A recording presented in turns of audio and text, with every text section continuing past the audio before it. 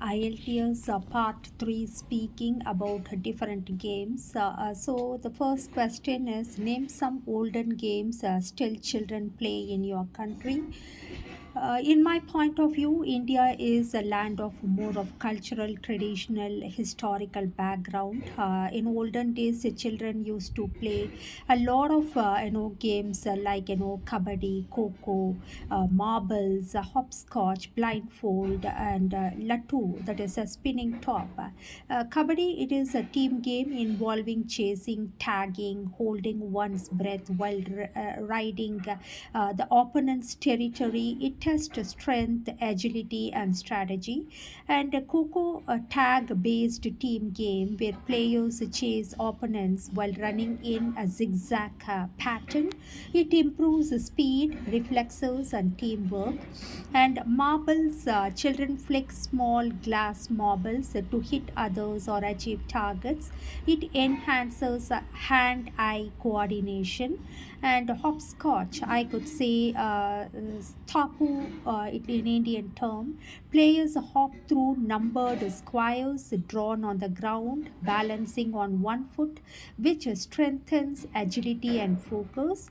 And some blindfold games, it is the blindfolded players tries to catch others in a designated area, promoting alertness and spatial awareness.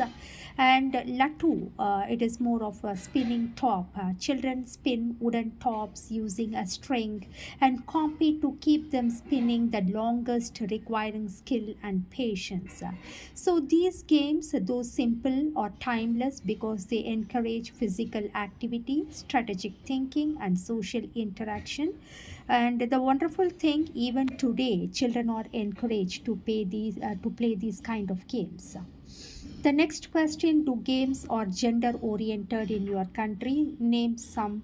Um, yes, to some extent, I could say yes. In my opinion, traditionally, certain games were associated with a specific gender. For instance, kabaddi, wrestling have been predominantly played by boys, but nowadays, even girls are playing it. It is more of physical demand and it involves rough contact. Similarly, cricket, especially as a professional and school level, was historically male dominated, but nowadays women's cricket is gaining popularity.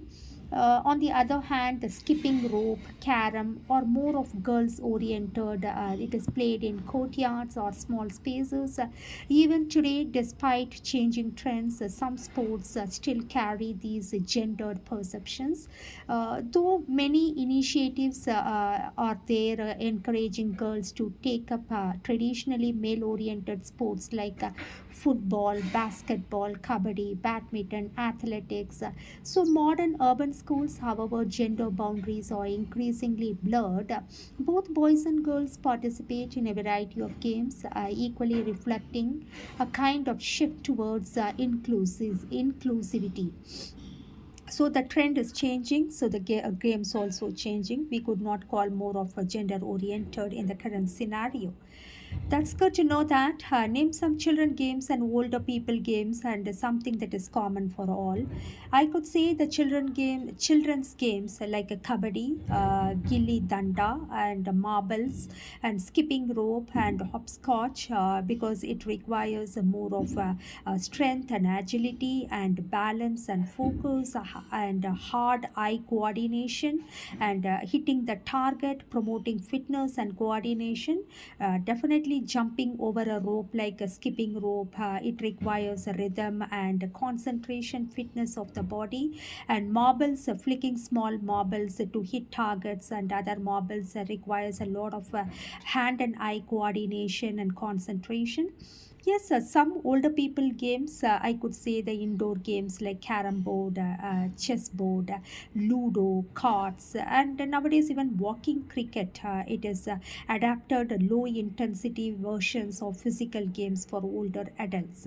And carom, it is a tabletop game which requires skill and concentration to pocket the coins. And chess, obviously, it is a strategic board game stimulating the mind and planning abilities. The older people can sit and play play easily, and board games that combine luck and basic strategy, relaxing and social. We can call it as Ludo, Snake and Ladder. It is quite common, and certain common games like badminton, football, tennis, volleyball